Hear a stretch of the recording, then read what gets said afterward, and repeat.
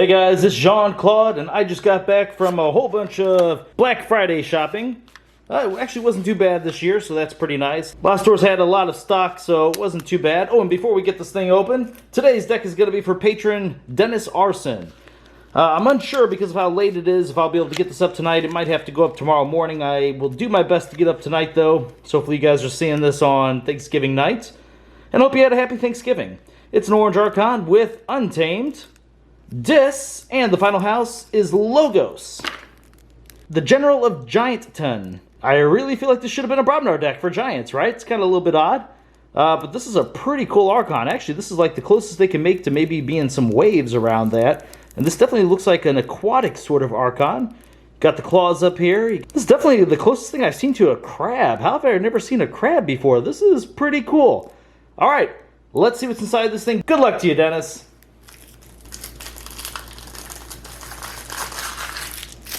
All right, we are starting off with Untamed. It's Piranha Monkeys, 2-power, play Reap, deal 2 damage to each other creature.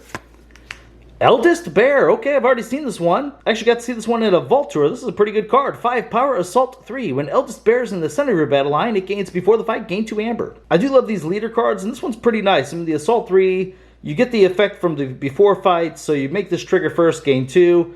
But the Assault 3, just attack small creatures, get them off the board. Wild Spirit, it's an upgrade amber whenever you play it. This creature gains Reap, capture an amber. It's pretty good amber control. Panpaka Anga, 5 power. Creatures to the right of Panpaka Anga in the battle line get +2 power. You'd be surprised how often this +2 power is relevant. Mab the Mad, 1 amber whenever you play it, 2 power. Reap, shuffle Mab the Mad into your deck. Okay, it's pretty good. If you ever played with Time Traveler, you know how nice it is getting it back into your deck just so you can redraw it and get that amber. Sure, you're not drawing 2 cards off this. Obviously, this isn't at the same power level as Time Traveler. I do like the fact that they made this Reap effect, putting it back in so you can get that. Unsuspecting Prey, deal 2 damage to up to 3 undamaged creatures. Regrowth, amber whenever you play it, return a creature from your discard pile to your hand. Molefin is 3 power, hazardous 3. After amber is stolen from you, deal 1 damage to each enemy creature for each amber stolen. Imprinted Mermook. Elusive, your keys cost 1 less amber. This is a really good card. I'm so happy they gave this thing elusive. Ghost Hawk, 2 power deploy. Play, you may reap with each neighboring creature 1 at a time. This card is so sweet. I love just putting this down on the board. You're going to get 2 amber from it, and you get to trigger Reap effects, which we don't know what all is going to be in here, but this is a really well-designed card, maybe almost a little overpowered. I mean, you do need the 2 creatures out. Still a big fan. Oh, and you have 2 of them. Very nice.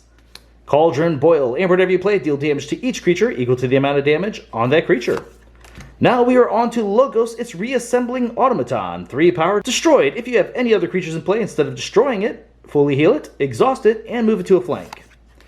Quantum Finger Trap Artifact, amber whenever you play it. Action, swap the position of 2 creatures in the battle line. It's a fun little tricky card. Mini Group Think Tank, 3 power, 2 armor. Play, fight, reap. Deal 8 damage to a creature that shares a house with 2 of its neighbors. So it's really important to note that if you are the only one that has creatures touching the other ones, you're going to have to do this effect. Be very aware of that whenever you play this sort of card. Wormhole Technician, 3 power, reap. Reveal the top card of your deck. If it is a Logos card, play it. Otherwise, archive it. Twin Bolt Emission, 1 amber whenever you play it, deal 2 damage to a creature and 2 damage to a different creature.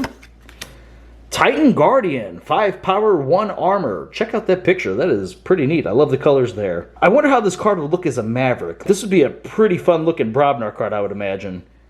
Alright, it has Taunt, Destroyed. If Titan Guardian is not on a flank, draw 2 cards. This is such a good card. I love that it's common. I love that it's a taunt inside of Logos. And Logos always loves the additional cards. That 1 armor's sweet too. It's a really unique sort of Logos card, and I'm digging it. And there's 2 of them. Excellent. Tawtaw Vapors. Draw 2 cards. Archive a card. It's a good one. Hollow Gramophone. Artifact. Amber whenever you play it. Action. Ward a creature. This is a very powerful artifact. And putting a ward on something as simple as like those Titan Guardians, that's going to go a long way. Igor's 2 power. Play, look at the top 3 cards of your deck, add 1 to your hand, and discard the others. Edie, hello, 3 power. Play, archive a card. Your opponent's keys cost +1 amber for each card in your archives. Now this card is very powerful since we have taunt-sided Logos. There's great odds since we have 2 of those Titan Guardians to put these guys next to each other. You really want to protect this Edie. Hopefully you get that hologramophone out so you can protect whichever one you think is more important. If your opponent has direct damage, protect the Edie. And if your opponent has to rely on attacking, you want to protect the Titan Guardian. Great card. Key costs get really expensive inside of this set, and this is one of the cards that does it better than any other. Oh, and you have 2 of them! That is really cool. Now we're on to Dis. It's harvest time. Choose a trait. Purge each card with that trait. Each player gains 1 amber for each card they control that was purged this way. Is this a... It is a rare. Wow, we have opened this card. I feel like this is like the 3rd one we've opened, and we haven't opened that much Worlds Collide, to be honest. So to see 3 of these, that's a little bit odd. Soul Fiddle is an artifact. Action, enrage a creature. Remember to use that on your opponent's Reapers. Hysteria. Return each creature to its owner's hand. This can do a lot of work against the Saurians. You just gotta hope your opponent doesn't have a good ward deck. Giant's Bane. Wait a minute, Giant's Bane. Are there giants inside of Dis? Like, did we have any other giants? I don't think there was any. Let's see what the Guardian was. Beast Cyborg. Yeah, I don't think there's any giants in here. I guess we found out why this deck has the name Giant in it. And it's apparently because of this Bane right here. Amber, whenever you play, destroy a giant creature. Are there giants inside of this? We're about to find out. Not finished with you. Amber, whenever you play, shuffle any number of creatures from your discard pile into your deck. Lithal, 5 power, fight, reap, capture an amber. That's a demon. The second one of those. Infernus is also a demon, 4 power. Play, purge up to 2 cards from a discard pile. Your opponent loses amber equal to the total amber bonus of the purged cards. This might be one of my favorite cards in the new set. Exhume, a way to return it as well. Amber, whenever you play it, choose a creature in your discard pile. You may play that creature as if it belonged to the active house and was in your hand. Draining Touch, destroy a creature that has no amber on it. A second Draining Touch, it's a pretty good card. And Buzzle is 3 power skirmish. Play, fight. You may purge one of Buzzle's neighbors. If you do, ready Buzzle. Huh. So, I hadn't really looked at it too much, but I thought the Banes only came inside of decks that actually had those creatures in there. So it's kind of like a negative to having a Bane in your deck. At least that's what I've seen in the past. Like Beast Bane, there was always Beast in the deck. It didn't matter what it was. It's kind of interesting to actually see a Giant's Bane in a deck that has no Giants. This is worst case scenario in Amber, and, you know, maybe you have a chance to destroy your opponent's creature. Let's go ahead and pull up the Amber in this deck. Let's see here. Okay. Harvest time can get us some amber, so make sure I didn't miss anything there. Hologramophone. Okay, nice. Let's see. Ooh, it seems a little bit light. The Ghost Hawks, we can pretty much put those up. You're going to get at least 1 amber from those, I'd imagine. Otherwise, don't play them. And let's see. Eldest Bear. It can get you some amber, but we won't count it, although it is nice that we do have a way to protect it with the taunts. All right, so count it up here. 1, 2, 3, 4, 5, 6, 7, 8, 9, 10, 11, 12, 13. Okay, 13, but that was actually being conservative with these numbers. I feel like you're going to get more than 13 on a go through with this. So it's a little bit deceptive. Let's go ahead and pull up the Amber Control. Top card right there is Amber Control, being able to capture. Exhume is almost kind of Amber Control. Same with Not Finished With You, just because of the Infernus in here. Actually, and the Lithals as well. You know, in a weird way, you could almost take this Hysteria and say it's almost an Amber gain whenever you're playing against the Saurians. You can't really count on that, but that is interesting to think about. Make your opponent's keys cost more is Amber Control. And see, once again, this is almost like gaining Amber as well, making your keys cost 1 less. This sometimes could fall into an Amber Control category, but not really. If they need to steal off you, they're going to steal, and they're just going to take that hit. All right, so let's check it out. 1, 2, 3, 4, 5, 6. That's a good number. Kind of like that. As I said, and the fact that we can protect these, that's really huge. We can protect them in 2 different ways, the taunts and the hologramophone. That's very nice. And these guys are actually pretty big. I like the fact that you can just reap and capture as well, so you don't necessarily have to fight and potentially lose these guys off the board or do unnecessary damage to them. And I said, Infernus is insane. We have a couple different ways to use this Infernus. Like, we have the Exhume, we have the Hysteria. We also have the Not Finished With You just to get it back in case it's in our discard pile. Heck, even a regrowth on this is pretty nice. This is an incredible Amber Control card. I highly suggest that this is a target that you used with a lot of those actions I was talking about, because this card will sometimes make the difference between a win and a loss with this deck.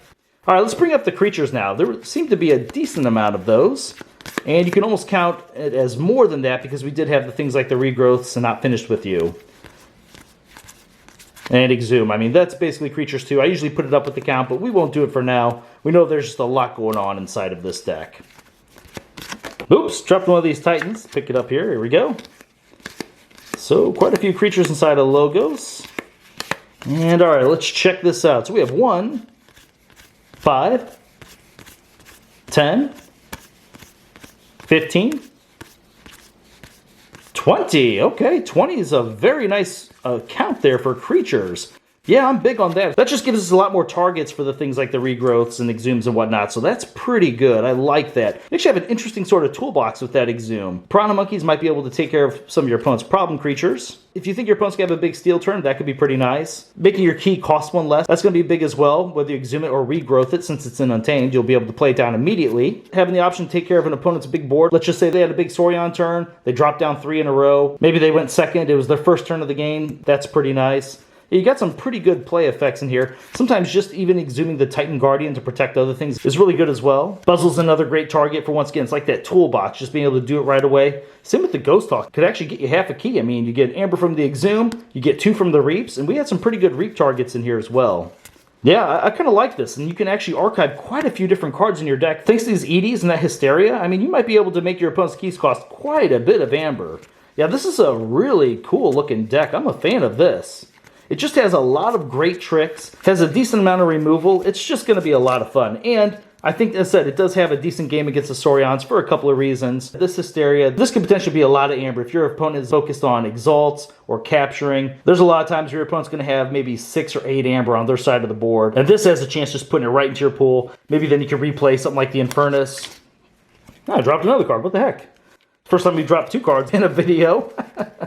This deck looks like a lot of fun. You can even set up some interesting things across houses because of this Cauldron Boil where it deals the extra damage. You had the Twin Bolt emissions. You had Buzzle that could spread out some damage. The Unsuspecting Prey. Either way, you'll be able to then Cauldron Boil, have a lot of damage spread out amongst your opponent's creatures. This could potentially be a board wipe, so that's interesting to think about as well. You don't actually have a dedicated board wipe in here, so that might be your best bet, is this Cauldron Boil in combination with some of these other cards you have in here that can actually spread out some damage. It's a pretty cool looking deck. I do like it quite a bit. I think it has a great creature count. I think it's pretty good on the Amber control, especially because of how abusive the Amber control is in here. There's a lot of ways to bring those creatures back, and that's where most of your Amber control came from. The disc creatures that captured, the EDs, the Infernus, the Not Finished With You, the Hysteria. There's just a lot of things this deck can do with the creatures, and it's pretty nice. Alright guys, well thank you very much for watching my videos, and I will see you next time.